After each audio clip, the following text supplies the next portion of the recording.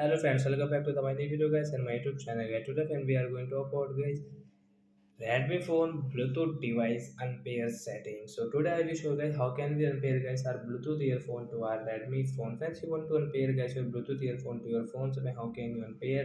Today I will show you in this video guys. So before starting video, friend, first of all, will subscribe the channel guys. Click the bell icon, like the video. So friends, now let's see guys how can we unpair it. So first of all guys, we will on our phone setting guys. After on phone setting guys, you will have to click on guys your phone Bluetooth setting to unpair your Bluetooth earphones. After on guys phone Bluetooth setting, right side arrow guys, tap here.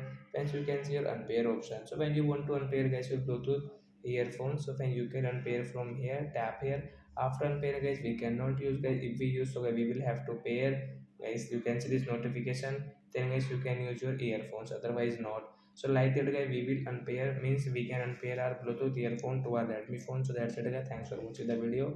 Bye guys.